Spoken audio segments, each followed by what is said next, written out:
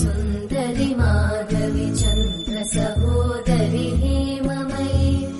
मुनिगणवन्दित मोक्षप्रदायिनि मञ्जुळवासिनि वेदनुते पङ्कजवासिनि देव सुपूजित सद्गुणवर्षिणि शान्तियुते जय जय हे मधुसूदन कामिनि आदिलक्ष्मि जय पालय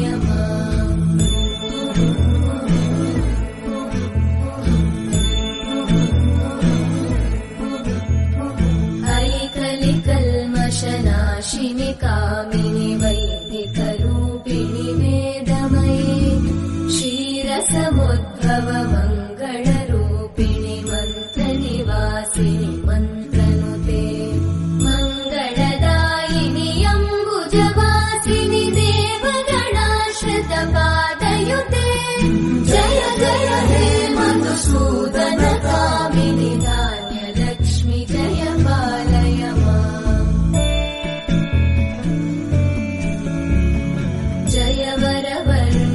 वैष्णवि भार्गवि मन्त्रस्वरूपिणि मन्त्रमये सुरगणपूजित शीघ्रफलप्रद ज्ञानविकासिनि शास्त्रनुते भवभयहारिणि पापविमोचनि साधुजनाश्रितपादयुते जय जय हे मधुसूदन कामिनि धैर्यलक्ष्मि जय पालय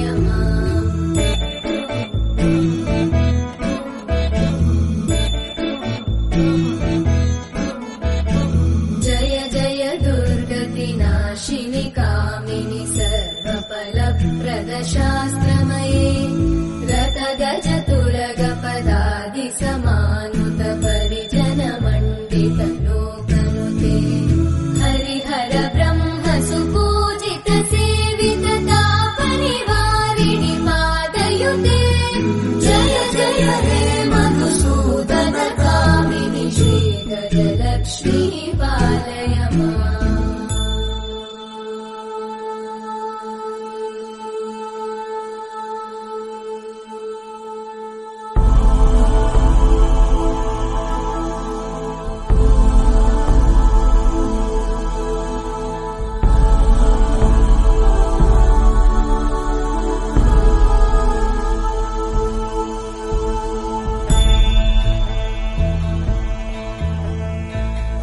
खगवाहिनि मोहिनि चक्रिणि रागविवर्धिनि ज्ञानमये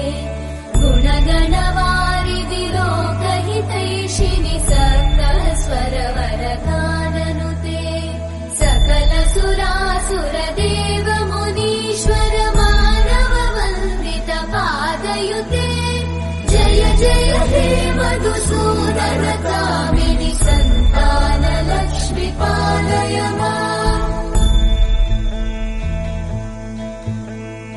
जय कमलासनि सद्गतिदायिनि ज्ञानविकासिनि गानमये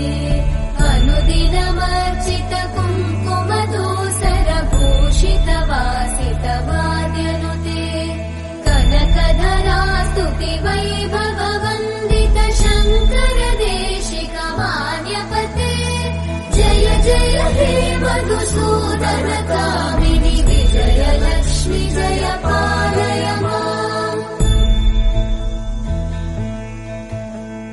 प्रणत सुरेश्वरि भारति भार्गवि शोकविनाशिनि रत्नमये मणिमय भूषित कर्णविभूषण शान्ति समावृत हास्यमुखे नवनिधिदायिनि कलिवलहारिणि काम्यफलप्रद हस्तयुते जय जय हे मधुसूदन कामिनि विद्या लक्ष्मि पालय माम्